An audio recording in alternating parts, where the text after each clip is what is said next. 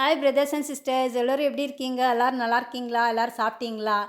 எங்கள் வீட்டில் நெல் அறுவடை பண்ணாங்க. அந்த நெல்லேருந்து ஃபஸ்ட்டு ஸ்வீட் செய்யலாம் அப்படின்னு சொல்லிட்டு ஸ்வீட் அவல் தாங்க பண்ணியிருந்தேன். அந்த ரெசிபி தாங்க இது.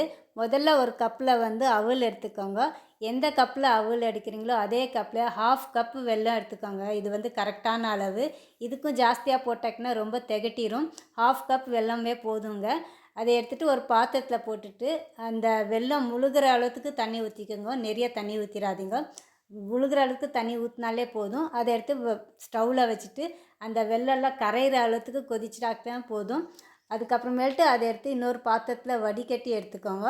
அதுக்கப்புறமேல்ட்டு அந்த வடிகட்டின அந்த வெல்லம் எடுத்து ஸ்டவ்வில் வச்சுட்டு நல்லா கொதிக்கட்டும். ரொம்ப கொதிக்க வேண்டாம், பாகு மாதிரி எல்லாம் வேண்டாம்.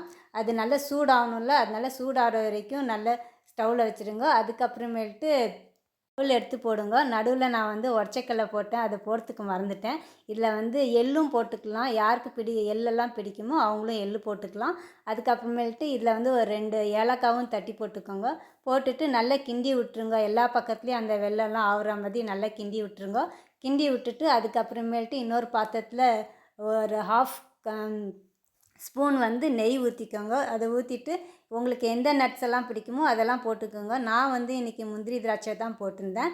அதை போட்டுட்டு நல்லா கிண்டி விட்டுருங்க. அவ்வளோதாங்க. அதை ஒரு பிளேட்டில் எடுத்து சர்வ் பண்ணுங்கள். ரொம்ப டேஸ்ட்டாக நல்லாயிருக்கும். இந்த அளவு வந்து ரொம்ப கரெக்டான அளவுங்க. நல்லா உதிரி உதிரியாக இருக்கும். செஞ்சு பாருங்கள். அப்புறமேல்ட்டு எல்லோருக்கும் இன்றைய நாள் இனிய நாளாக தான் மாறட்டும்.